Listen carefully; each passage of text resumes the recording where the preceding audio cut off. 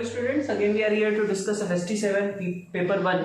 अगर पेपर देखें तो ओवरऑल मॉडरेट लेवल का ही था, बहुत ज़्यादा टफ क्वेश्चंस नहीं थे। कुछ क्वेश्चंस अगर कहें 4 to 5 क्वेश्चंस करीब ऐसे थे जो कि थोड़े से टफ थे, बाकी तो क्वेश्चंस मॉडरेट लेवल या इजी लेवल में ही रेट करेंगे। तो ओवरऑल पेपर का लेवल अगर कहें तो मॉडरेट रखा जा सकता है।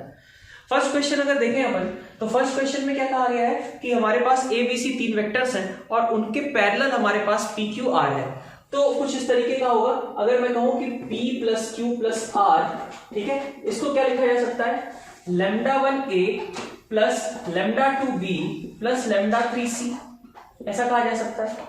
इसके मैग्नीट्यूड का मतलब क्या होगा, इसका होल स्क्वायर कर दे, है ना। तो भाई mod P plus Q plus R का whole square will be equal to इसका होल स्क्वायर। सही है बात, डॉट प्रोडक्ट वाला मतलब एक z is equal to something दिया हुआ था, तो मॉड z निकालने के लिए हमें क्या करना चाहिए, मॉड z निकालने के लिए हम z square is equal to z dot z, इसी का यूज करेंगे।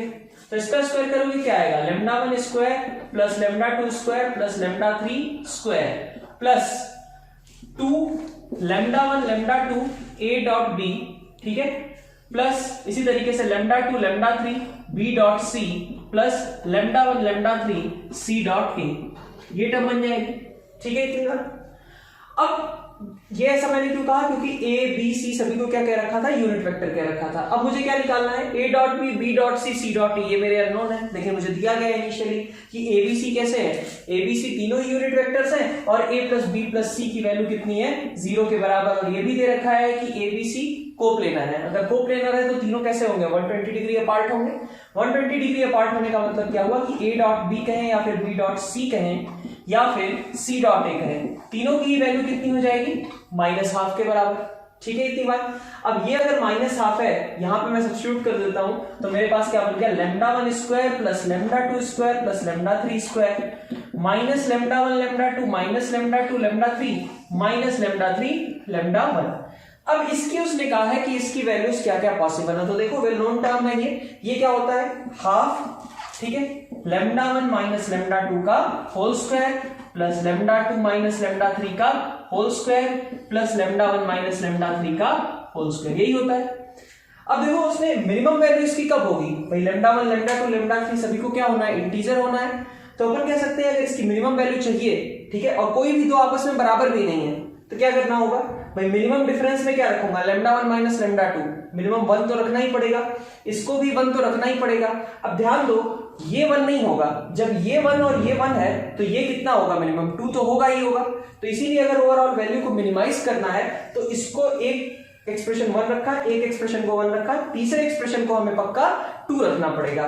तो ये यहाँ पे इंपॉर्टेंट चीज है, हाफ, और यहाँ पे 1 square plus 1 square plus 2 square, तो ये वैल्यू कितनी आ जाएगी, 6। तो ये 3 के बराबर रहा। ये क्या आया है, mod of P plus Q plus R का होल स्क्वायर, ये 3 है। हमें mod of P plus Q plus R के लिए बात करनी थी, तो that should be greater than और इक्वल टू √3। तो √3 या √3 से बड़े जो भी ऑप्शंस हैं वो सभी अपन इसमें आंसर मार्क कर देंगे। देखें अगर हम FST7 का, तो अब हमारे पास क्या दिया हुआ है कि हमारा पास 3 टर्म्स हैं, fx minus y, fx into fy और fx प्लस वाई, ये तीनों AP में है। तो अगर AP में है तो अपन क्या बोल सकते हैं, 2fx into fy is equal to fx minus Y plus f of x plus y, यही बोला गया। तो अब मुझे क्या करना पड़ेगा, देख सकते हो जो ऑप्शंस दिए गए हैं उसके अकॉर्डिंग कैसा है कि कुछ दिख रहा है f2 f ऑफ -2 इनमें कंपैरिजन है, f4 f ऑफ -4 में कंपैरिजन है। तो कुछ हमें इवन ऑड जैसी चीज के अकॉर्डिंग सोचना है, इन ऑप्शन से हमें ये आइडिया लगता है। तो अपन अगर x को और y को दोनों को पहले मैं 0 रख लेता हूं, ठीक है, तो ये 2f0 का स्क्वायर आएगा, यहां आएगा 2f0। तो इसका मतलब f0 के पास दो पॉसिबिलिटीज थी, f0 0 भी हो सकता था और f0 1 भी हो सकता था, लेकिन चूंकि क्वेश्चन में दे रखा है कि f0 is not equal to 0, इसलिए f0 की वैल्यू कितनी हो गई, 1। अब नेक्स्ट अपन क्या करते हैं, मान लो कि x को हमने 0 रख दिया ओरिजिनल इक्वेशन में, तो 2f0 इंटू fy मतलब 2fy आ गया, इज इक्वल टू यहां से क्या आएगा, f of minus Y plus f of Y. So यहां से देख सकते हो कि fy is equal to f of minus Y, इसका मतलब फंक्शन कैसा है, इवन फंक्शन है। अगर इवन फंक्शन है तो हमारे पास बी ऑप्शन तो इनकरेक्ट हो गया, बी ऑप्शन के अकॉर्डिंग तो फंक्शन को कैसा होना चाहिए था, ऑड होना चाहिए था, ऐसा तो नहीं है। सी ऑप्शन में देखें तो वही इवन की बात की गई है, तो सी ऑप्शन अपना करेक्ट हो जाएगा। दूसरी चीज तुम जानते हो कि अगर फंक्शन इवन है तो उसका डिफरेंशिएशन कैसा होता है, ऑड होता है, और चूंकि अगर डिफरेंशिएशन ऑड होगा तो अपना डी ऑप्शन भी करेक्ट हो जाएगा। उस चीज को तुम ऐसे भी देख सकते हो, f dash y will be equal to minus f dash minus y, तो डी ऑप्शन भी करेक्ट है। तो सेकंड के लिए सी और डी दोनों ही करेक्ट हो जाएंगे। थर्ड क्वेश्चन में एबीसी 3 अनइक्वल पॉजिटिव नंबर्स दिए गए हैं एचपी में, और इसके लिए कहा जा रहा है कि हमें कुछ इनइक्वालिटी स्टैब्लिश करनी है। तो ये स्टैंडर्ड क्वेश्चन होता है, नोट्स में भी अपन करते हैं कुछ इस तरीके का कि एन और सी एन, अगर इन पे हम एम जीएम लगाते हैं तो an plus C N by 2 will be greater than और equal to under root A N into C N, यह आएगा। अब देखो ये am और gm को कंपेयर किया हमने। अब अगर मैं कहूं कि abc चूंकि hp में है, ठीक है, abc आर इन hp, तो मैं कह सकता हूं कि a और c का जो hm होगा वो b होगा। ध्यान दो, हमें b को इससे कंपेयर करना है, ठीक है, यहां पे हमें an cn नहीं चाहिए, हमें वहां b चाहिए था, ठीक है, जो हमारे ऑप्शंस हैं वहां पे इसकी जगह पे क्या प्रेजेंट है, b प्रेजेंट है। तो मैं ये क्या था मेरा hm था और ये क्या था gm था, दोनों को कंपेयर कर लो। तो मैं अगर देखूं कि abc का जो gm होगा, abc का gm क्या आएगा, अंडर रूट ac, वो hm से बड़ा होता है, gm ग्रेटर देन hm। चूंकि इनइक्वालिटी है, abc बराबर नहीं है, इसलिए यहां इक्वालिटी भी आ नहीं सकती, यहां पे भी इक्वालिटी इनफैक्ट नहीं आ सकती है। तो gm ग्रेटर देन hm अगर लगाते हैं तो अंडर रूट ac, और ac का hm क्या है, b है, तो under root ac is greater than b, यही लिखा हुआ है। तो अपन देखें ये चीज को अगर हम यूज करें यहां पे तो देख सकते हो कि an plus C N by 2, ठीक है, विल बी ग्रेटर देन, चूंकि अंडर रूट ac b से बड़ा है तो ये भी क्या होगा, b raise to power n से बड़ा ही होगा, तो इसलिए अपना option a b c d चारों ही करेक्ट है। तो इसके लिए अपन ए बी सी डी चारों ही मार्क करेंगे। क्वेश्चन नंबर 4, हमारे पास एक fx डिटर्मिनेंट दिया हुआ है और इस डिटर्मिनेंट के लिए कहा जा रहा है कि ये कब इंक्रीज करेगा कब ये डिक्रीज करेगा, इसके बारे में बात करनी है। तो सबसे पहले डिफरेंशिएट करते हैं। डिटर्मिनेंट का डिफरेंशिएशन कैसे होता है, एक बार में एक रो को डिफरेंशिएट करो और बाकी दोनों को एज इट इज रहने दो, यही लाइन होती। तो f डैश x की बात करें, पहले रो को डिफरेंशिएट किया, कितना आएगा, 1 आएगा, फिर x के रिस्पेक्ट में डिफरेंशिएट कर रहे हो 0 0, बाकी क्या बचेगा, x plus q square Q R, और इधर आ जाएगा अपने पास क्यू आर और x प्लस आर स्क्वायर। बाकी टर्म्स भी होंगे यहां पे, बट उनका कोई मतलब नहीं है क्योंकि एक्सपेंड करें तो 1 इंटू दिस थिंग, इतना ही ओपन होगा क्योंकि बाकी दोनों क्या है, 0 है। सेकेंड रो को डिफरेंशिएट किया, सेकेंड रो को अगर तुम डिफरेंशिएट करते हो, ठीक है, नेक्स्ट बार, तो अब देख सकते हो कि यहां पे 0 1 और 0 ऐसा कुछ आ जाएगा, और बाकी दोनों ऊपर और नीचे वाली चीजें वो सेम रह जाएंगी, x plus P square P R Q are, sorry x P Q है पहले और फिर पी आर, ये टर्म बन गई। और नीचे वाली सीरीज अपने पास क्या है, नीचे वाला row P R Q R X plus are square, ऐसा है।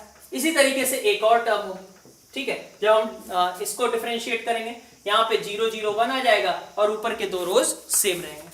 तो अगर हम एक्सपेंड करके देखें तो ये कितना आ रहा है, एक्सपेंशन बहुत ज्यादा कॉम्प्लिकेटेड नहीं है, 1 के रिस्पेक्ट में अगर ओपन करोगे तो क्या होगा, x square plus q square plus are square into x minus plus q square r square, minus कर दिया क्यू स्क्वायर आर स्क्वायर, तो यहां से क्या बचेगा, x square plus q square plus are square into x. इसी तरीके से यहां से सिमिलरली एक्स स्क्वायर आएगा और पी स्क्वायर और क्यू स्क्वायर की सपोज टर्म आ गई, एक जगह से पी और आर की टर्म आ जाएगी। तो यही चीज है ना, इसी तरीके से हम दोनों को बाकी को भी ओपन कर लें तो it comes out as 3x square plus 2x into p square plus q square plus are square, ऐसा कुछ। अब ये इंक्रीज कब करेगा या डिक्रीज कब करेगा, क्या चेक करना होगा, पॉजिटिव निगेटिव। तो इसके दो अपन कहें क्रिटिकल पॉइंट्स है, एक क्रिटिकल पॉइंट है -2 times p square plus q square plus are square by 3, और एक क्रिटिकल पॉइंट क्या है, 0, ये निगेटिव है, ये 0 ही है। तो अपन कहें कि यहाँ पे पॉजिटिव आएगा, यहाँ पे निगेटिव और यहाँ पे पॉजिटिव, तो अपन कह सकते हैं कि डिक्रीजेज इन दिस इंटरवल, मतलब ऑप्शन बी करेक्ट है। Increases in 0 to infinity, option A correct है और ऑप्शन सी भी करेक्ट है। तो फोर्थ के लिए अपन ए बी सी ये तीनों ऑप्शंस मार्क कर सकते हैं, दिस विल बी करेक्ट। ये एक ट्रिग्नोमेट्रिक इक्वेशन दी गई है विद हेल्प ऑफ इनवर्स। तो इनवर्स फंक्शंस है, तो थोड़ा सा हमें क्या ध्यान रखना चाहिए था कि हम सबसे पहले इधर से देखें कि साइन के आगे जरूरी नहीं है कि ये जीरो ही हो। अपन ऐसा नहीं कर सकते कि sine theta equal to zero तो थीटा क्या होगा, जीरो ही होगा, साइन इनवर्स जीरो आना चाहिए, ऐसा नहीं है। यहां पे कोई भी वैल्यू हो सकती है, 0 पाई 2 पाई माइनस पाई कुछ भी हो सकता है साइन के आर्गुमेंट में। तो अपने कैसे सोचना चाहिए कि भाई कॉस इनवर्स कहां से कहां तक की वैल्यूज लेगा, कॉस इनवर्स लेगा 0 से पाई तक की वैल्यूज, तो 2 कॉस इनवर्स कहां से कहां तक जाएगा, 0 से 2 पाई तक। तो अगर 0 से 2 पाई तक जाएगा, ठीक है, मतलब ये वैल्यू हमारी कहां से कहां तक वेरी कर सकती है, ये हो सकता है 0 से लेकर के 2 पाई तक। तो 0 से 2 पाई के बीच ऐसा क्या क्या है जिसके आगे साइन लिखने से हमारे पास रिजल्ट 0 आ जाएगा। तो लाइन ऑफ थिंकिंग सबसे पहले ये होगी कि यहां पे आर्गुमेंट में हमारे पास क्या एंगल्स क्रिएट हो सकते हैं। तो अपन अगर कहें तो 0 से 2 पाई के बीच में क्या क्या हो सकता है, 0 होगा, पाई होगा और 2 पाई होगा, ये तीनों अपने काम के एंगल्स हैं। तो 2 cos inverse cot over 2 tan inverse, इसकी वैल्यू कितनी आएगी, इसकी वैल्यू हो सकती है 0, इसकी वैल्यू हो सकती है पाई, इसकी वैल्यू हो सकती है 2 पाई। मैं 2 हटा लेता हूं, तो अगर मैंने 2 हटाया तो यहां पे क्या आएगा, पाई बाई 2 और यहां पे 2 पाई बाई 2। मतलब कि अब हम cot of 2 tan inverse x की बात करें, cos इनवर्स को तो सीधा इधर कर सकते हैं ना अपन, cos 0 cos pi by 2 and cos पाई, क्योंकि cos इनवर्स देखो यही बात है कि साइन कैसा फंक्शन है, मेनी वन है और cos इनवर्स कैसा है, 1 1 है। तो इसलिए साइन के आगे बहुत सारी चीजें ऐसी हो सकती थी जिनसे रिजल्ट 0 आ जाए, लेकिन इनवर्स तो 1 1 है ना, तो यहां पे तो एक यूनिक वैल्यू ही होगी। तो cot of 2 tan inverse x को क्या होना चाहिए, cos of 0 which can be 1, cos of pi by 2 that is 0 and cos of pi which is -1। अब cot of 2 tan inverse x, अब अगर मैं इसको थोड़ा सिंप्लीफाई कर लूं, tan इनवर्स x को मैं मान लो t बोल देता हूं, ठीक है, tan इनवर्स x को मैंने t बोल दिया, तो ये कैसा आएगा, cot 2 tan इनवर्स x को थीटा मान लो, तो cot ऑफ 2 थीटा। अगर tan of 2 tan inverse x होता तो क्या रिजल्ट लिखते हैं, अपन नहीं लिखते ना कि tan 2 थीटा की बात की गई है, अपन क्या कह रहे हैं एक बार देख के लिख लो, tan inverse x is equal to theta, तो ये लिखा है cot ओवर 2 थीटा। tan थीटा अपना क्या है, यहां से tan थीटा x है, तो cot 2 थीटा क्या होगा, tan 2 थीटा का उल्टा, tan 2 थीटा कितना आएगा, 2x upon 1 minus X square, उसका उल्टा करना है, 1 minus X square upon 2x कितना आएगा, 1 0 माइनस 1। क्या क्या वैल्यूज पॉसिबल हो सकती है यहां से x की, तो x के लिए अपन देखें तो एक क्वाड्रेटिक बन रही है, एक तो यहां से देख सकते हो 0 से इक्वेट करोगे तो प्लस माइनस 1 हो जाएगा, दूसरा और क्या आएगा, 1 minus X square equal two plus 2x और यहां से माइनस 2x, तो x square plus minus 2x और माइनस 1 इक्वल टू 0, यही हो गया। तो यहां से देख सकते हैं हम, हमारे पास सॉल्यूशंस क्या हो जाएंगे, ए बी और सी ऑप्शंस तीनों ही पॉसिबल है।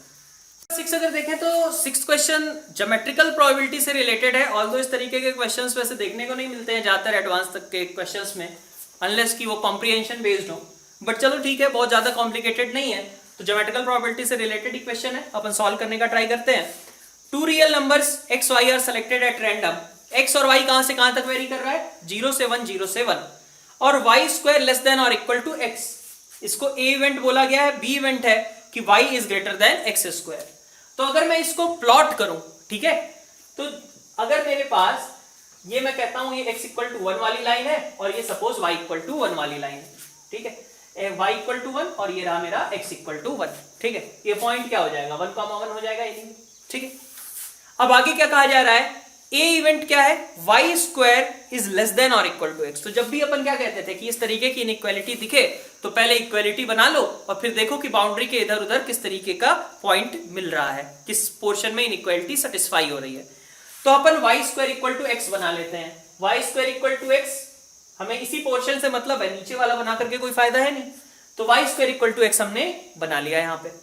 अब हमें क्या चाहिए था, y स्क्वायर अपना कम होना चाहिए x से, तो इसका मतलब कि मुझे इधर के पॉइंट चाहिए, y स्क्वायर लेस देन और इक्वल टू x, मतलब ये वाला रीजन चाहिए, ठीक है। तो प्रोबेबिलिटी ऑफ ए क्या होगी, प्रोबेबिलिटी ऑफ ए होगा, ये कंप्लीट सैंपल स्पेस था, उसमें से मुझे ये वाला पोर्शन चाहिए, मतलब एरिया से रिलेटेड हो गया ना क्वेश्चन। रीजन का जो एरिया है वो हम, ये वाला हमारा फेवरेबल है, और टोटल हमारे पास क्या है, 1 क्रॉस 1 का एक स्क्वायर है, तो टोटल एरिया 1 हो गया, ठीक है। और फेवरेबल एरिया क्या हुआ, तो इसको मैंने रूट एक्स बोल दिया, एरिया रूट एक्स माइनस 0, मतलब रूट एक्स डी एक्स, कहां से कहां तक, 0 से 1 तक। तो देख सकते हो कि ये वैल्यू कितनी आएगी, 2/3 आ जाएगी। फिर हम पी बी की बात करते हैं। पी बी के केस में क्या है, ये ए का इवेंट रहा, बी का इवेंट मैं मार्क कर लेता हूं, ठीक है, ये सैंपल स्पेस, और बी में क्या है, y should be greater than x square, तो ये y equal to x square हो गया, y ग्रेटर होना चाहिए, तो ये वाला रीजन आ गया। इस रीजन को हमने b बोला है। तो अगर हम प्रोबेबिलिटी ऑफ b की बात करें, तो प्रोबेबिलिटी ऑफ b में क्या आएगा, प्रोबेबिलिटी ऑफ b में अपन को बोले तो अपर करो एक तरीके से कहो 1 है, और लोअर करो हमारे पास क्या है, ये वाला कर्व है अपना, क्या था, y square, y is equal to x square, ठीक है, यही था।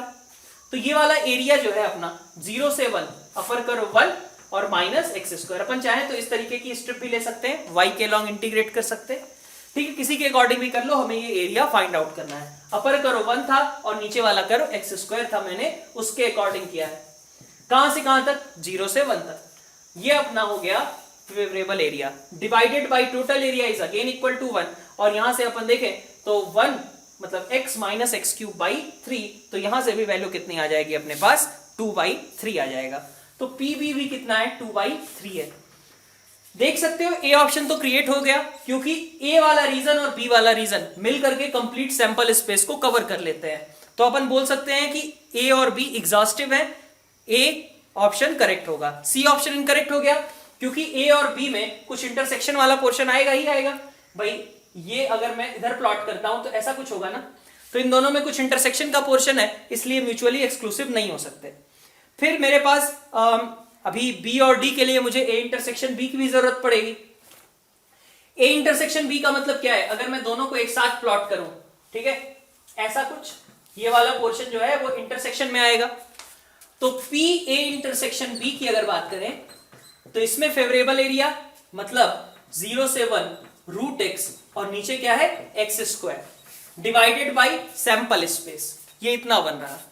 और इसका एरिया कितना आ जाएगा, तो देख सकते हो यहां से 2/3, यहां से 1/3, कितना आ जाएगा, 1/3। तो ए इंटरसेक्शन बी का 1/3 आ गया, अपना ऑप्शन बी तो करेक्ट है।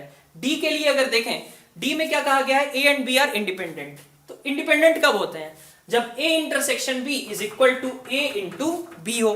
तो 1/3 इन दोनों के प्रोडक्ट के बराबर नहीं है, इसलिए अपना ऑप्शन डी इनकरेक्ट होगा, a and b are right.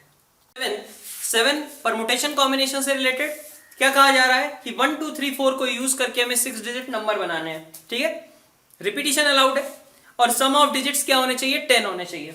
तो क्या क्या तरीके हो सकते हैं, सबसे पहले अपन केसेस काउंट करते हैं कि किस तरीके से इन डिजिट्स को यूज करते हुए हम 6 ऐसे डिजिट्स यूज करें और उनका सम क्या हो जाए, 10 हो जाए। तो एक बार काउंट करते हैं वो केसेस। तो अपन क्या क्या बोल सकते हैं कि अगर मैं 4 2 और 4 1 ले लूं तो मेरा काम बन जाएगा, ठीक है, ये सबसे बड़ा ऑर्डर हो गया। और क्या हो सकता है, एक इसको रिड्यूस कर दो, 3 3 1 1 1, एक ये हो गया। फिर आगे बढ़ते हैं, आगे और क्या हो सकता था, यहाँ पे 3, इसको मैंने कहा कि 2 और इसको 2 बोल दिया, बाकी 3 1 लगा दिए, तो 3 2 5 2 7 और प्लस 3 10 हो गए। फिर इसके बाद देखें तो 2 2 2 2 1 1, ये केसेस हो सकते हैं। बस यही 4 केसेस अपने पास पॉसिबल भी होंगे। इन 4 केसेस से कितने तरीके के नंबर्स बना सकते हो, तो इन 6 डिजिट्स को यूज करके कितने नंबर्स बनेंगे, 4 तो एक टाइप के हो गए, और बाकी ये मतलब 6 फैक्टोरियल डिवाइडेड बाई, अलाइक वाले लगा दो नीचे, 4 फैक्टोरियल। दूसरे वाले केस में देखो, तो दूसरे वाले केस में हमारे पास क्या आएगा, 6 factorial 2 alike 4 alike, next 6 factorial upon 3 alike 2 alike, ये हो गया। Next 6 factorial upon 4 alike 2 alike, ऐसा होगा। तो यहां से 30 आ गया। फिर आगे देखें इसकी वैल्यू कितनी हो जाएगी, तो 6 फैक्टोरियल अपॉन 4 फैक्टोरियल 30/2 15 हो गया, ठीक है। और नेक्स्ट अपन यहां पे देखें तो anyway it is 720 by 12, so it is 60 और इज इक्वल टू, इस वाले केस में देखा जाए तो हमारे पास 15 आ जाएगा रिजल्ट। तो अपने पास टोटल कितना हो रहा है, 120 हो रहा है। तो टोटल हमने कितने काउंट होंगे, 120। ए ऑप्शन में देखें तो क्या कहा गया, number of arrangements of 6 different flowers in a circle. तो 6 डिफरेंट फ्लावर्स हैं, सर्कल में अरेंजमेंट कितने तरीके से होगा, 5 फैक्टोरियल n-1 होता है, तो 5 factorial that is anyway 120, so our option a will be correct. Option b पे जाते हैं। ऑप्शन बी में number of ways of distributing 8 oranges among 3 boys so that each gets at least 1 orange. ठीक है, तो आइडेंटिकल टाइप के oranges हैं, अब इनको अगर डिस्ट्रीब्यूट करना है तो क्या होगा, x भाई आइडेंटिकल ऑब्जेक्ट्स में क्या होता है कि number of objects he matter करते हैं। 8 ऑरेंजेस थे अपने पास, 8 ऑरेंजेस थे, 8 ऑरेंजेस में से एक एक सबको पहले दे दो सो दैट कि कोई खाली ना रहे, और बाकी एक को x मिला, एक को y मिला, एक को z मिला, तीनों का सम क्या होगा, बाकी बचे हुए 5 ऑरेंजेस के बराबर। तो ये कितने तरीके से हो सकता है, x plus y plus z equal to 5। भाई x 0 भी हो सकता है, x 5 भी हो सकता है, क्योंकि अपन ऑलरेडी सबको 1-1 दे चुके हैं। तो नंबर ऑफ वेज क्या होंगे, 5 प्लस 3 minus 1 c3 minus 1 which is 7c2 that is 21, so option b will be incorrect. फिर ऑप्शन सी पे जाते हैं। सी ऑप्शन को कैसे सॉल्व करते हैं, तो सी ऑप्शन में अपने पास क्या रहता था कि number of positive integral solutions of 150 is equal to x y z. तो एक्स वाई जेड अपन अगर देखें यहां पे x y z is equal to 150 को क्या बोलोगे, 2 इंटू 3 इंटू 5 स्क्वायर, यही है। एक्स में मान लिया मैंने कि 2 की पावर में कुछ रहा होगा अल्फा 1, सपोज एक्स को मैं इस तरीके से मान ले रहा हूं, एक्स को 2 की पावर अल्फा 1, 3 की पावर बीटा 1 और 5 की पावर गामा 1। इसी तरीके से y को मान लो अल्फा 2 बीटा 2 है ना, और गामा 2, और इसी तरीके से z को मान लो 3 के टर्म्स में, अल्फा 3 बीटा 3 गामा 3।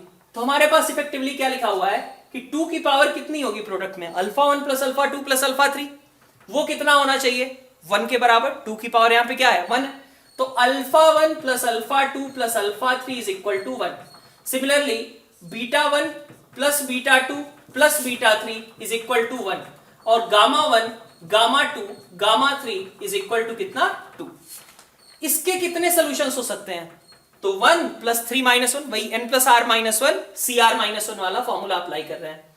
तो 1 प्लस 3 माइनस 1, ठीक है, c3 माइनस 1।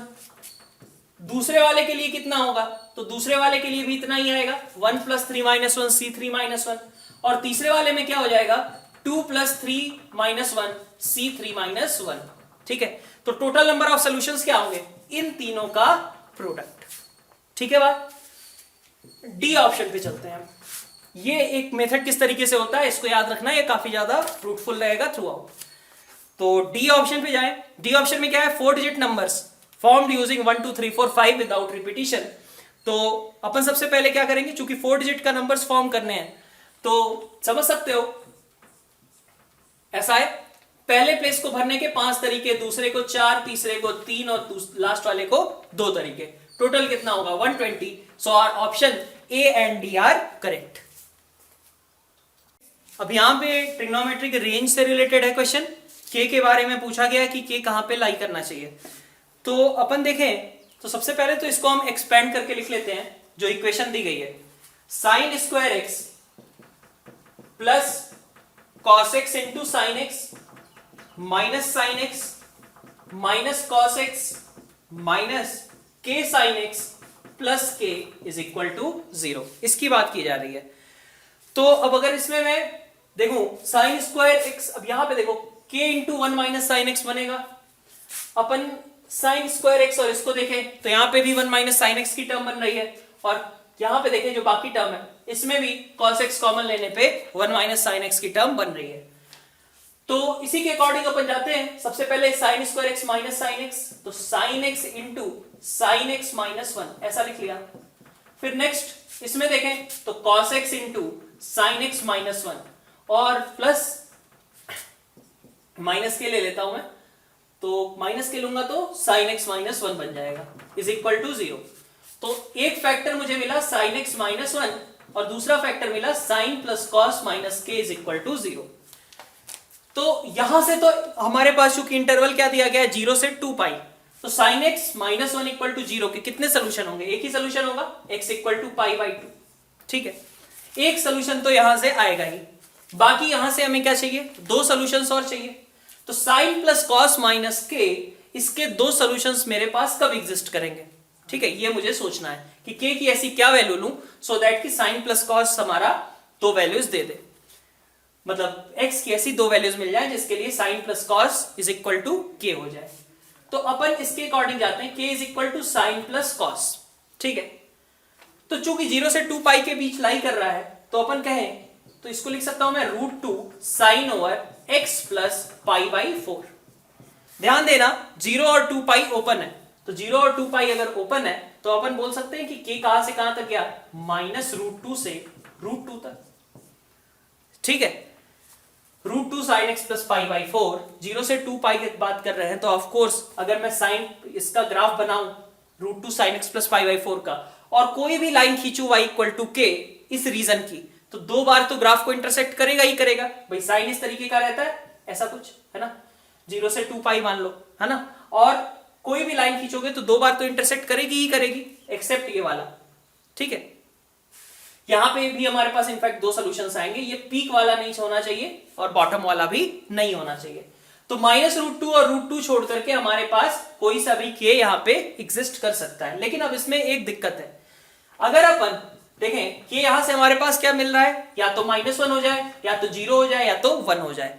लेकिन एक दिक्कत है यहां पे कि अगर हम sin plus cos is equal to 1 करते हैं, तो sin plus cos is equal to 1 का सोल्यूशन क्या होगा?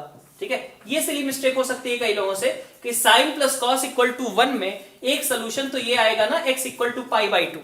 ठीक है, sin plus cos equal to 1 में एक solution x equal to pi by 2 आएगा इनफैक्ट। ठीक है, x equal to pi by 2, यहां पे भी x equal to pi by 2 था, तो इसका मतलब क्या हुआ? ये तो वही चीज फिर से आ गई ना, हमें 3 डिफरेंट रूट्स मिले ही नहीं। और अगर किसी को ये कंफ्यूजन है कि यहाँ रूट्स बोला गया है, सोल्यूशन नहीं बोला गया, रूट्स और सोल्यूशन वाले डिफरेंस के अकॉर्डिंग कोई बात कर रहा है, तो ये चीज सबसे पहले समझो कि रूट्स कब होते हैं, मतलब रूट्स और सोल्यूशन में डिफरेंस कब आता है इनफैक्ट, जबकि पॉलिनोमियल इक्वेशन हो। बाकी जगहों पे उसको रूट्स ही बोलेंगे। तो x equal to pi by 2 ये हमारे पास करेक्ट सोल्यूशन, यहां पे मतलब ये k को मैं 1 नहीं ले सकता क्योंकि पाई बाई 2 मेरा फिर से रिपीट होने लगेगा, मुझे 3 डिस्टिंक्ट रूट्स एक तरीके से नहीं मिलेंगे। तो मेरे पास दो ही रूट्स रह जाएंगे, ये पाई बाई 2 और ये पाई बाई 2 सेम ही काउंट होगा। ठीक है, ये दोनों पाई बाई 2 सेम ही काउंट होंगे, और मेरे पास k के लिए दो ही सोल्यूशंस रह जाएंगे, -1 और 0, क्योंकि 1 को मैं रिजेक्ट कर रहा हूं। तो अच्छा क्वेश्चन है इसलिए क्योंकि यहां पे मिस्टेक हो सकती है कि x equal to pi by 2 को पाई बाई 2 अगर रखते हैं तो k की एक वैल्यू 1 उसको रिजेक्ट करना पड़ेगा। तो इसलिए अपन देखें तो दो ऑप्शंस है, k की वैल्यू 2 आएगी, k की दो वैल्यूज इनफैक्ट पॉसिबल होंगी। So our options A, C and D are correct. F alpha हमारे पास कुछ इस तरीके का होगा, चूंकि अल्फा की वैल्यू 0 से 1 के बीच है तो integer part of alpha will B 0, यहां से 0i। ठीक है, तो 0i प्लस, चूंकि अल्फा खुद ही क्या था 0 और 1 के बीच का था, तो fractional part of alpha will be alpha itself, that is alpha j, and last term will be k cap. ये आएगा एफ अल्फा अपना, alpha j plus k effectively. और f ऑफ 5/4 की बात करूं तो f ऑफ 5/4 मेरा कितना बन रहा है, तो 5/4 का इंटीजर पार्ट 1 है ना, और फिर नेक्स्ट 5/4 का फ्रैक्शनल पार्ट दैट इज 1/4, और फिर लास्ट वाला 5/4 प्लस 1 9/4 का integer part that is 2, i plus 1/4j plus 2k। इन दोनों के बीच का एंगल निकालना है, तो सिंपल सी बात है डॉट प्रोडक्ट यूज करना होगा। तो cos theta will be equal to, इन दोनों का डॉट प्रोडक्ट करो, 1 इंटू 0 0, 1/4 इंटू अल्फा, तो अल्फा बाई 4 प्लस यहां से क्या आ जाएगा 2 इंटू 1। ठीक है, तो अल्फा बाई 4 प्लस 2 ये आ गया dot product, divided by mod भी लिखना है। इसका मॉड कितना होगा, अल्फा j प्लस k का under root alpha square plus 1, यही होगा। और दूसरे वाले का देखें तो यहां पे कितना आएगा 4 प्लस 1/16 दैट इज 65/16, और प्लस 1 81/16 का अंडर रूट कितना हो गया 9/4। सो अपन देखें कि यहां से अल्फा प्लस 8 और divided by 9√1 plus alpha square. चूंकि हमें फॉल्स मार्क करना है तो इसलिए अपने ऑप्शंस ए, बी और डी तीनों ही करेक्ट हो जाएंगे। 10th क्वेश्चन में हमारे पास fx एक फंक्शन दिया हुआ है। अब इस फंक्शन के लिए लीस्ट और ग्रेटेस्ट वैल्यू दोनों ही फाइंड आउट करनी है। तो लीस्ट और ग्रेटेस्ट वैल्यू फाइंड आउट करनी है। अपन डिफरेंशिएशन सबसे पहले देख लें कि डिफरेंशिएशन कब जीरो हो रहा है, फंक्शन किस तरीके का है, इंक्रीजिंग है डिक्रीजिंग है, इसके अकॉर्डिंग हम बता सकते हैं। तो अपन अगर देखें कि f डैश एक्स क्या आएगा, f डैश एक्स की वैल्यू आएगी अपने पास 3 sin x plus 4 cos x। Newton Lebanese rule से डिफरेंशिएट किया, 3 sin x plus 4 cos x। ठीक है, अब ध्यान दो हमें x कहां दिया गया है, x दिया गया है अपने को 5π/4 से 4π/3। मतलब ये कहां पे गया, थर्ड क्वाड्रेंट में गया ना। ठीक है, पाई से आगे है, 3π/2 से पहले है। तो ये हमारा थर्ड क्वाड्रेंट का एंगल है। अब थर्ड क्वाड्रेंट का एंगल है तो थर्ड क्वाड्रेंट में तो साइन भी निगेटिव होगा, कॉस भी निगेटिव होगा। मतलब f डैश एक्स मैं बोल सकता हूं कि कैसा है, निगेटिव है। f डैश एक्स अगर निगेटिव है तो फंक्शन कैसा होगा, डिक्रीजिंग होगा। तो सबसे बड़ी वैल्यू इसकी कहां आएगी, ठीक है, इनिशियल जो पॉइंट है वहां पे सबसे बड़ी वैल्यू देगा। तो ग्रेटेस्ट वैल्यू के लिए अगर हम बात करें, ठीक है, ग्रेटेस्ट वैल्यू, ठीक है, तो ग्रेटेस्ट वैल्यू कहां पे आएगी, इनिशियल पॉइंट पे 5π/4 पे, वो ग्रेटेस्ट वैल्यू होगी। तो 5π/4 कैसे निकालेंगे, वैल्यू निकालनी है, f डैश नहीं निकालना। तो f ऑफ 5π/4 विल बी, ठीक है, 5π/4 और ऊपर भी क्या आ गया 5π/4। ये तो अच्छी बात है, रिजल्ट क्या हो जाएगा, 0। तो ग्रेटेस्ट वैल्यू हमारे पास कितनी आई, 0। अब लीस्ट वैल्यू पे जाते हैं। लीस्ट वैल्यू अपनी कहां पे आएगी, लास्ट वाले पॉइंट पे। चूंकि फंक्शन डिक्रीजिंग था तो लीस्ट वैल्यू कहां आएगी, लास्ट वाले पॉइंट पे, that is anyway given as 4π/3। तो उस समय क्या होगा, 5π/4, अब x की जगह पे 4π/3 पे वैल्यू निकाल रहे हैं, तो यहां पे भी 4π/3। और इंटीग्रेट किसको करना था, 3 sin t plus 4 cos t dt। तो बहुत सिंपल सा है, 3 sin t plus 4 cos t dt। इसको इंटीग्रेट कर लो, कितना हो जाएगा, 3 sin t का इंटीग्रेशन हो गया -3 cos t और 4 cos t का हो गया 4 sin t। लिमिट्स रख दो, 5π/4 से 4π/3। अपने पास ऑप्शन ए आ जाता है यहां से। This comes out as -2√3 plus 3/2 plus 1/√2। तो इसलिए अपने पास ऑप्शंस ए और डी दोनों ही करेक्ट हो जाएंगे। इवन fx हमारे पास एक फंक्शन दिया हुआ है और इसके लिए सबसे पहले तो ये चेक करना है कि सर्जेक्टिव इंजेक्टिव है ना, और डिसकंटिन्यूटी, लिमिट, सारी चीजें चेक करनी है, डिफरेंशिएबिलिटी भी इनफैक्ट चेक करना है। तो इस क्वेश्चन में देखें, सबसे पहले ये फंक्शन कैसा है, integer part fractional part based है। मतलब कि अपने जो इसके इंटरवल्स होंगे पीस वाइज कंटिन्यूअस होगा, ये अपने डोमेन में कुछ इंटरवल में कंटिन्यूअस होगा, किसी पॉइंट पे डिसकंटिन्यूअस होगा। किन पॉइंट्स पे डिसकंटिन्यूअस होगा, इंटीजर्स पे। तो x कहां से कहां तक वेरी कर रहा है, जो f की डोमेन दी हुई है अगर वो देखो 0 से 5/2। तो अगर मैं इस फंक्शन को लिखना चाहूं, इसको मैंने थोड़ा और सिंप्लीफाई करके ऐसे बोल दिया, integer part of x+1 x minus integer part of x+1। ऐसा क्यों किया, क्योंकि फ्रैक्शनल पार्ट अपना वेरी करता रहेगा, लेकिन इंटीजर पार्ट तो उस इंटरवल के लिए कैसा हो जाएगा, कांस्टेंट हो जाएगा। इसीलिए अपन इंटीजर पार्ट का यूज कर रहे हैं। तो चूंकि पीस वाइज कंटिन्यूअस है तो इसलिए डिफरेंशिएशन वगैरह से कोई फायदा भी नहीं और कर भी नहीं सकते। ठीक है, तो अपन क्या करेंगे, ग्राफिकली देखेंगे पीस वाइज कंटिन्यूअस फंक्शंस के लिए। तो सबसे पहली चीज अगर मैं देखूं कि x मेरा कहां से कहां तक वेरी करेगा, सबसे पहले 0 से लेकर के 1, 0 क्लोज्ड 1 ओपन। तो fx क्या आएगा, मेरे पास ये 0 प्लस 1 हो गया, डिवाइडेड बाई x+1। उस समय मेरा फंक्शन क्या है, 1/x+1। जब मैं x 1 से 2 के बीच रखता हूं तो fx कितना आएगा, 1 + 1 2 डिवाइडेड बाई x, यही हो जाएगा। और थर्ड केस में जब मेरे पास 2 से लेकर के इस बार 5/2 पे ही रुक जाना है, ठीक है, तो f ऑफ x कितना रहेगा, ऊपर आ जाएगा अपने पास 2 + 1 दैट इज 3 और डिवाइडेड बाई x-1। ये मेरा fx फंक्शन आया पीस वाइज। अब इसका अगर मैं ग्राफ बनाता हूं तो ग्राफ बहुत सिंपल सा ही है, कोई खास दिक्कत नहीं है। 0 से 1, मान लो ये 1 मार्क कर दिया मैंने, ये 2 मार्क कर दिया मैंने, ठीक है, और आगे मैं इसको 5/2 सपोज यहां मार्क कर देता हूं। तो 0 पे वैल्यू कितनी होगी, 1/1 विच इज 1। मान लो यहां पे 1 मार्क किया, ठीक है। 1 पे वैल्यू कितनी आएगी, 1/2 आती, लेकिन ये 1 तो इंक्लूडेड है नहीं, तो ये डिक्रीज कर रहा होगा कहां तक, ऐसा कुछ 1/2 तक ये आ सकता था, लेकिन उस पॉइंट को इंक्लूड नहीं करना है। फिर मैं इस फंक्शन पे जाऊंगा, 2/1 रखूंगा। 2/1 रखोगे तो वैल्यू कितनी बनेगी, 2 बनेगी। 2 से स्टार्ट किया मैंने, कहां तक आऊंगा मैं, 2/2, 1 तक आ सकता था, लेकिन फिर से वही दिक्कत, लास्ट वाला पॉइंट तो इंक्लूड करना नहीं है, तो अपन बोल सकते हैं कि ये मान लो ये 1 था, 2/2 है ना, ऐसा कुछ। फिर आगे बढ़ते हैं, 3/x - 1, तो अब जब मैं x की जगह पे 2 रखूंगा तो मुझे मिलेगा 3, तो ये अपर मेरा 2 था, तो 3 मेरे पास और ऊपर आएगा, है ना, 3 मेरे पास यहां कहीं, सपोज मान लिया मैंने यहां कहीं 3 होगा, ठीक है। अब 3 से लास्ट में 5/2 पे अपने को रुक जाना है, तो 5/2 - 1 मतलब 3/3/2 दैट इज 2, तो अपने को इस बार कहां पे रुकना है, 2 पे, ऐसा कुछ ये ग्राफ बन जाएगा। 5/2 चूंकि इंक्लूड भी करना है, 5/2 इंक्लूडेड नहीं है इनफैक्ट, तो ऐसा कुछ ग्राफ आया हमारे पास। ये सबसे बड़ी वैल्यू यहां पे कितनी अचीव कर रहा है, 3 अचीव कर रहा है, सही है। ये हमारा ओवरऑल ग्राफ हुआ। अब इस ग्राफ के लिए अपन अगर देखें तो डिसकंटिन्यूअस तो है ही ऑब्वियसली, कितने पॉइंट्स पे डिसकंटिन्यूअस है, यहां 1 पे डिसकंटिन्यूअस है, 2 पे डिसकंटिन्यूअस है, 2 पॉइंट पे ग्राफ कैसा है, डिसकंटिन्यूअस है। इस पॉइंट को नहीं काउंट करेंगे क्योंकि 5/2 तो डोमेन में था ही नहीं, हमें इनफैक्ट यहीं तक की बात करनी थी। फिर आगे बढ़ते हैं, हमें ये कहा गया है कि ये सर्जेक्टिव है या नहीं है, इंजेक्टिव या सर्जेक्टिव, तो इंजेक्टिव है। इंजेक्टिव का मतलब क्या होता है, 1-1, देख सकते हो 1-1 है, क्यों, क्योंकि कोई भी हॉरिजॉन्टल लाइन नहीं खींची जा सकती जो कि ग्राफ को एक से ज्यादा पॉइंट में इंटरसेक्ट करे, तो 1-1 है फंक्शन। डिसकंटिन्यूअस है, मतलब बी ऑप्शन करेक्ट हो गया, डी ऑप्शन करेक्ट हो गया। ए ऑप्शन में क्या कहा गया है, सर्जेक्टिव। सर्जेक्टिव का मतलब क्या होता है, ऑन टू।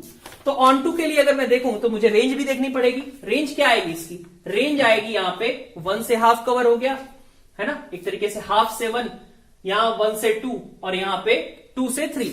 तो अपन बोल सकते हैं कि ये हाफ से 3 वाले सारे चीजें कवर कर रहा है, इसलिए ये फंक्शन कैसा है, सर्जेक्टिव है, मतलब ऑन टू है। नेक्स्ट चीज बचती है नॉन डिफरेंशिएबल, तो ऑफकोर्स डिसकंटिन्यूअस है तो नॉट डिफरेंशिएबल होगा ही होगा।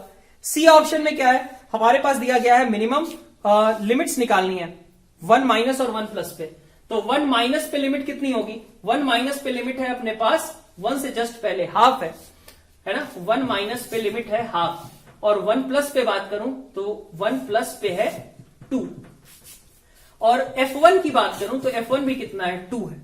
तो देख सकते हो इन दोनों मिनिमम क्या आता है, हाफ आता है, जो कि F1 के बराबर नहीं है, इसलिए ऑप्शन सी अपना इनकरेक्ट हो जाएगा।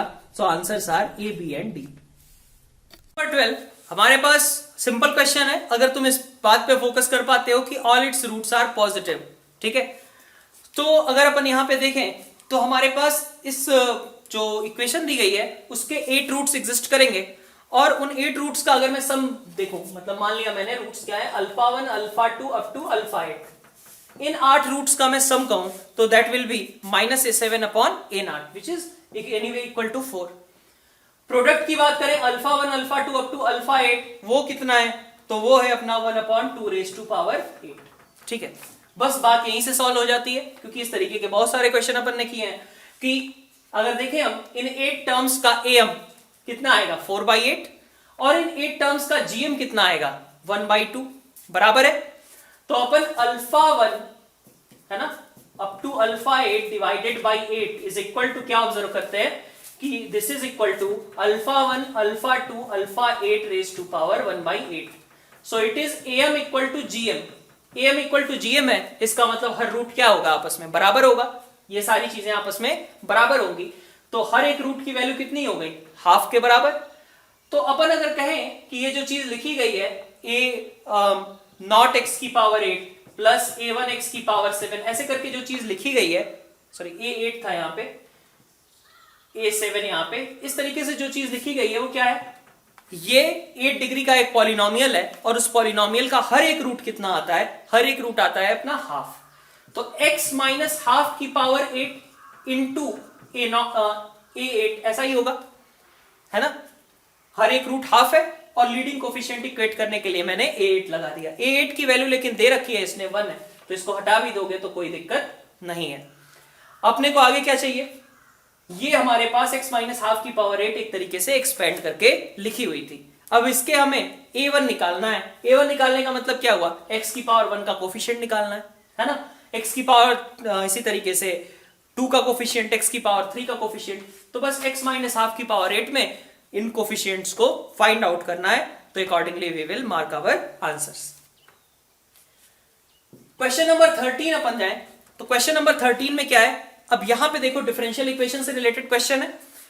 अगर मैं x प्लस 1 को ऑब्जर्व करूं तो x प्लस 1 मेरा fx के साथ जो मल्टीप्लीकेशन में टर्म है वहां भी प्रेजेंट है, तो मैं इसको ऐसे लिख लेता हूं, x प्लस 1 से डिवाइड कर देता हूं मैं, तो dy by d x minus 2x into y is equal to e की power x square upon x plus 1 का होल स्क्वायर, ऐसा कुछ बन जाएगा।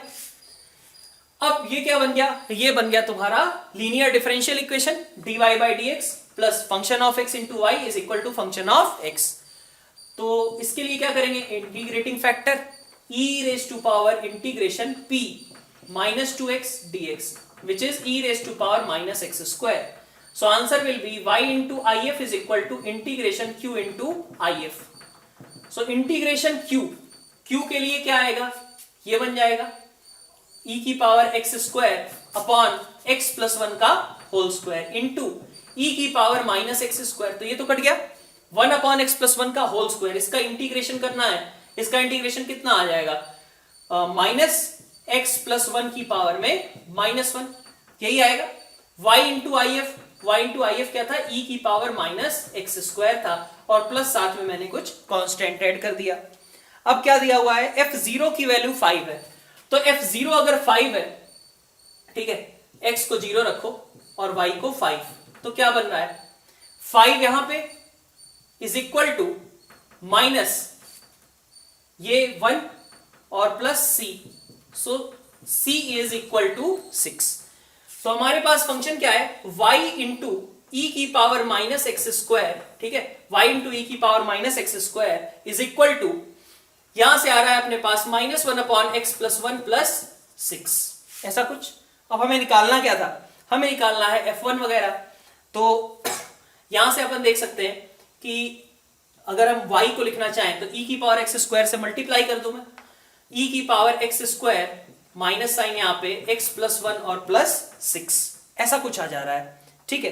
अब इसके लिए मुझे ऑप्शंस ऐसे, ठीक है, इसको अब हमें मार्क करना है।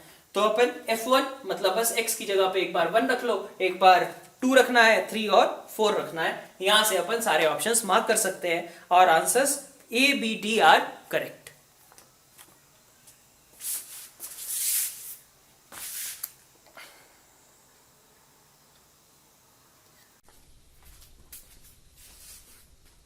क्वेश्चन नंबर 14, अब यहां पे हमारे पास दो एलिप्स के इक्वेशन दिए हुए हैं और कहा जा रहा है कि इनके पॉइंट ऑफ इंटरसेक्शन का लोकस फाइंड आउट करो। तो पॉइंट ऑफ इंटरसेक्शन सबसे पहले मान लिया मैंने h कॉमा के, और h कॉमा के इसको और इसको दोनों को सेटिस्फाई करेगा। तो सिंपल सा क्वेश्चन होना, h square by A square plus के स्क्वायर इक्वल टू 1 और हियर h स्क्वायर प्लस के square by A square equal to 1, simple सी बात। अब क्या कर रहे हैं हम, a पैरामीटर है, तो अपना टारगेट क्या है लोकस लिखने के लिए कि a को एलिमिनेट कर दो, बस इतना ही है क्वेश्चन।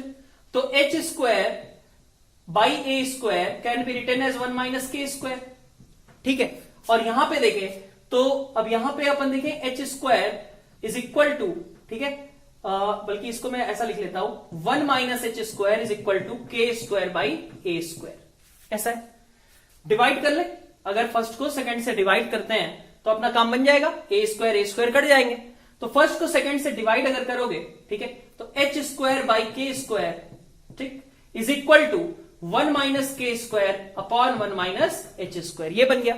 क्रॉस मल्टीप्लाई कर ले, क्रॉस मल्टीप्लाई किया तो एच स्क्वायर माइनस एच की power 4 is equal to k square minus k की power 4, so it is h की पावर 4 माइनस के की power 4 is equal to h square minus के square.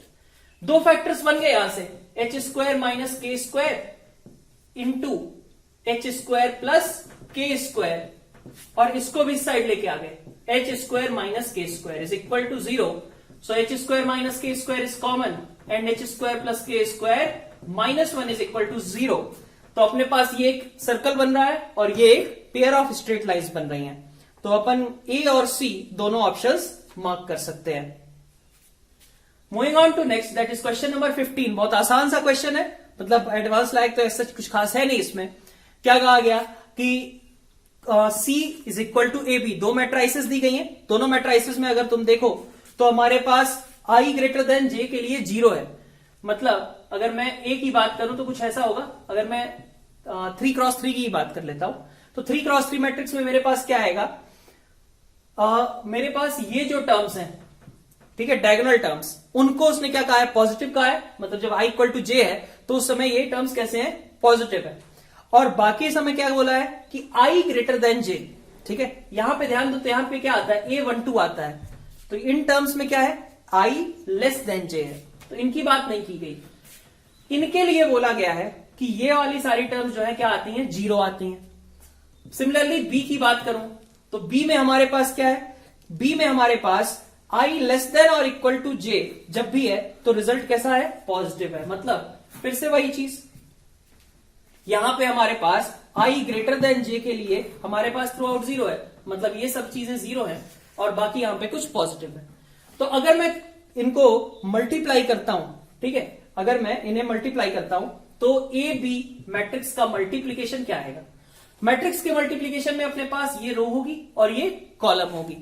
तो अब रो और कॉलम के मल्टीप्लीकेशन में जो ए ऑप्शन दिया गया है वो तो इनफैक्ट जो डेफिनेशन है मल्टीप्लीकेशन की वही लिखी गई है कि अल्फा आई के और बीटा के जे इनका क्रॉस मल्टीप्लीकेशन करना है। तो ए ऑप्शन तो बिल्कुल करेक्ट है। बाकी बचा अपना ऑर्डर तो चलो एक का m क्रॉस n था, दूसरे का n क्रॉस p था, तो जो रिजल्टेंट होगा उसका ऑर्डर तो m क्रॉस p आएगा ही आएगा, m क्रॉस p आएगा। फिर बाकी बात कर रहे हैं अपन कि C मैट्रिक्स कैसी होगी, जीरो मैट्रिक्स होगी, अपर ट्रायंगुलर होगी या डायगोनल मैट्रिक्स होगी।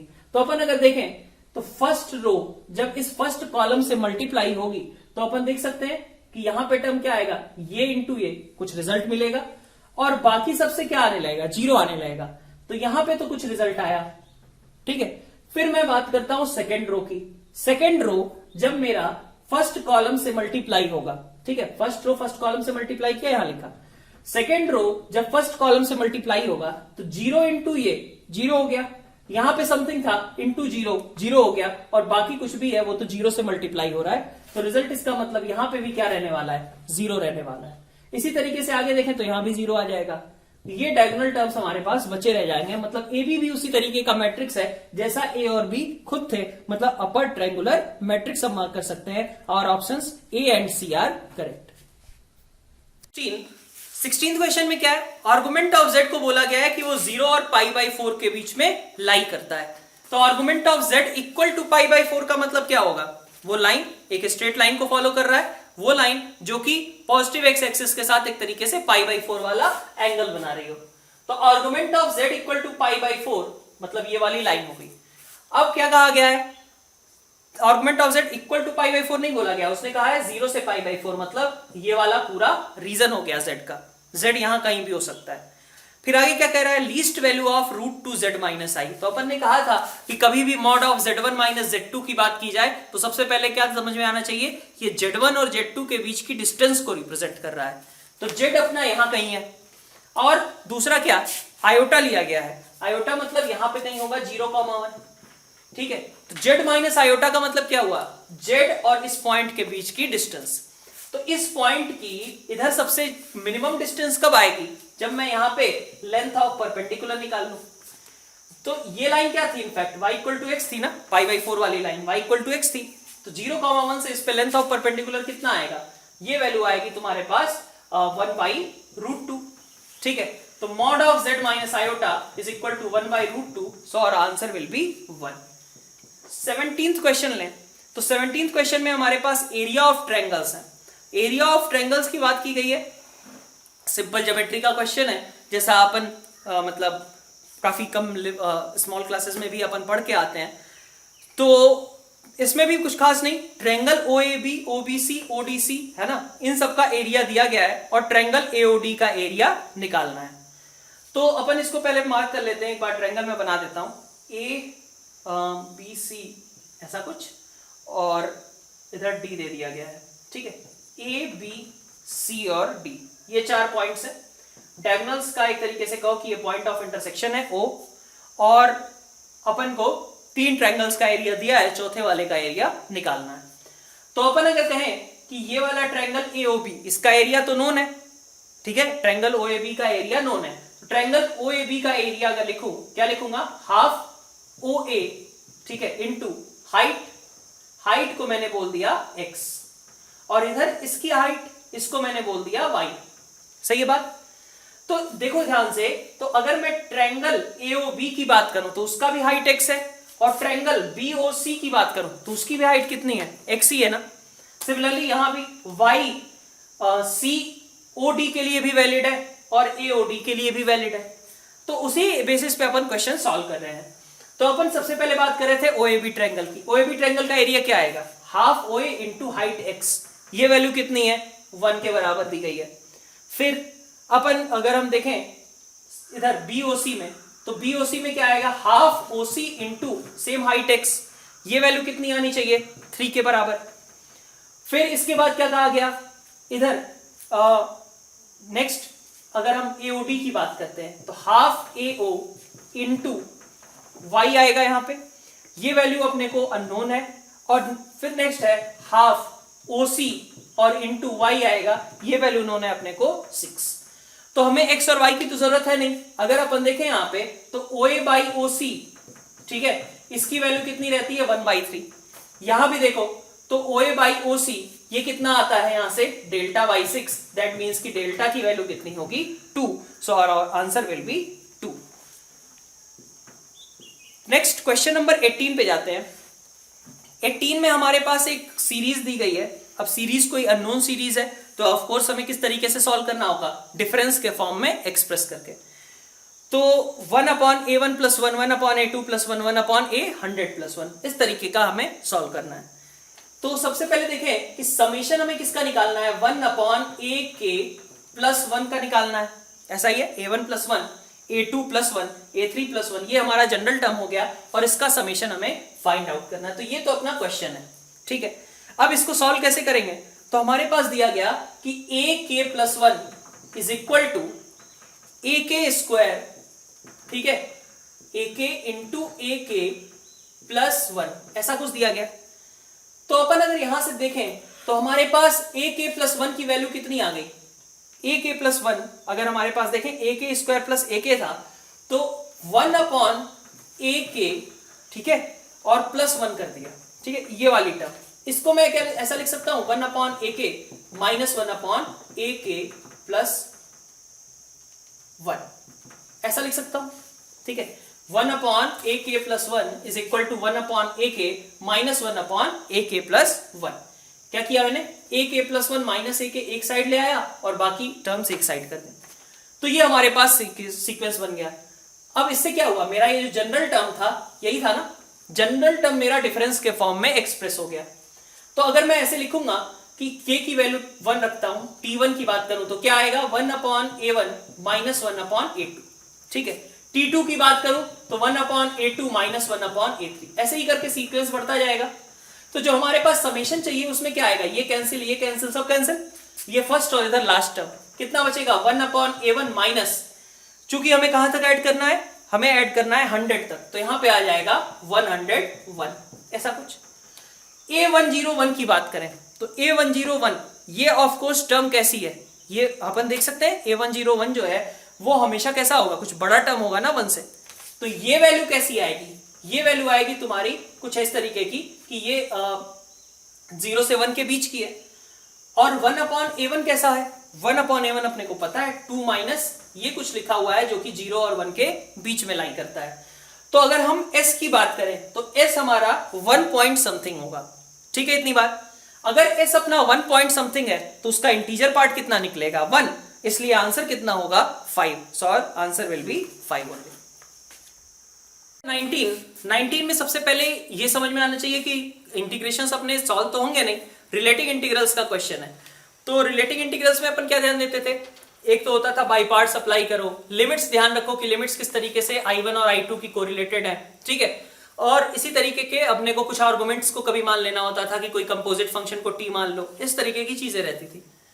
तो सेम चीज यहां पे भी, अगर हम I2 को देखें और I1 को, तो लिमिट्स देखो, एक बार 1 से E है I1 के लिए, और I2 के लिए क्या है, साइन इनवर्स 1 बाई E, और ऊपर गए तो पाई बाई 2 को अपन लिख सकते हैं साइन इनवर्स 1, ऐसा बोल सकते हैं। तो अगर मैं यहां पे सब्स्टिट्यूशन यूज करता हूं, t is equal to e sine x, t is equal to e sine x अगर मैंने लिया, तो अब मेरे पास रिजल्ट किस तरीके से आएगा। सबसे पहले अगर इसमें देखा जाए, साइन इन I2 को लिख लेता हूं मैं, साइन इनवर्स 1 बाई ई। तो साइन इनवर्स 1 बाई ई का मतलब क्या हुआ कि t मेरा क्या हो जाएगा, t मेरा बन जाएगा 1।